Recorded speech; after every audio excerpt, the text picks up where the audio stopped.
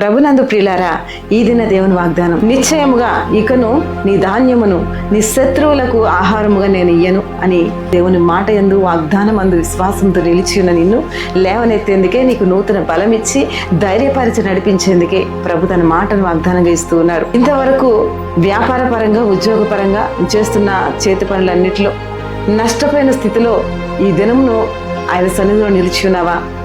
ప్రభుని చూస్తూ ఉన్నాడు. కష్టార్జితం నీవు అనుభవించినట్లుగా, నీ చేతి ఫలములు నీవు అనుభవించినట్లుగా, నీవు సమృద్ధితో ఆహారం భుజించినట్లుగా నిన్ను, నీ కుటుంబాన్ని ఆశీర్వాదకరంగా మార్చుతాను అని ప్రభు తన మాటను వాగ్దానంగా ఇస్తూ ఉన్నాడు. కనుక దేవుని మాట యందుల వాగ్దానం అందులో నమ్మికతో ఈ దినాన్ని ప్రారంభించు. నీతి యథార్థతలు కాపాడుకొని ఆయన సన్నిధిలో నిలుచున్న నిన్ను ఇదిగో నిశ్చయముగా ఆయన దీవించి ఆశీర్వదించేందుకే ఈ దినమును వచ్చి ఉన్నాడు. తండ్రి యొక్క వాగ్దానం ప్రతి ఒక్కరి పట్ల నెరవేర్చి ఎందరు మ్యారేడ్ డాలిగా బర్త్డే జరుపుకుంటున్నారో దీవించి ఆశీర్వదించమని ప్రార్థిస్తున్నాను తండ్రి. ఆమేన్.